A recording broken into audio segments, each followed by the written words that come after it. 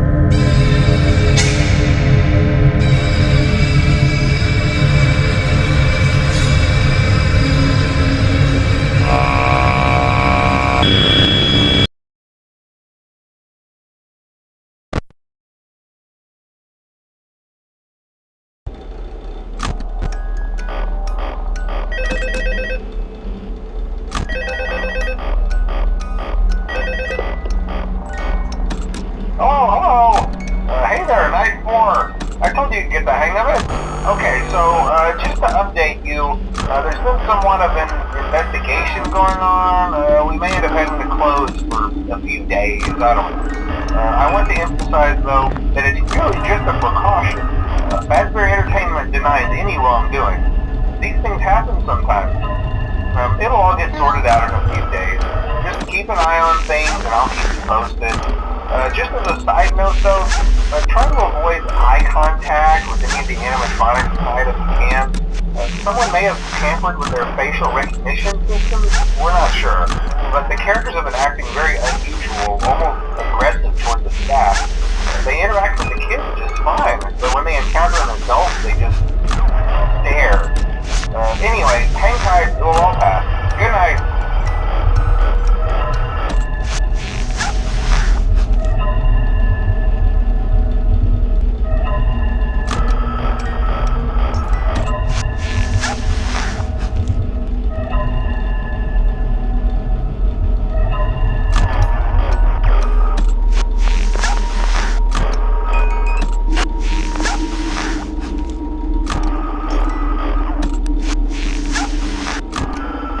Hi.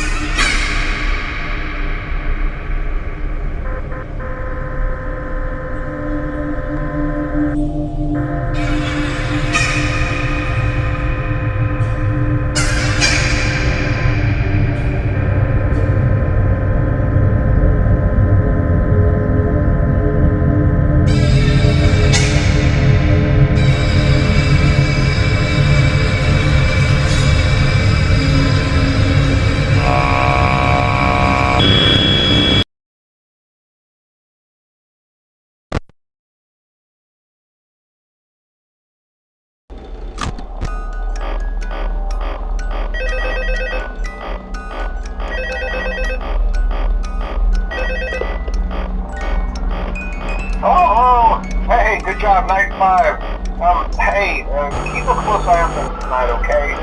From what I understand, the building is on lockdown. No one is allowed in or out, you know, especially concerning any previous employees. When we get it all sorted out, we may move you to the day shift. The position just became available. We don't have a replacement for your shift yet, but we're working on it. We're going to try to contact the original restaurant owner. I think the name of the place was Fredbear's Family Diner or something like that. It's closed for years, though. I doubt we'll be able to track anybody down. So just get through one more night. Hang in there. Good night.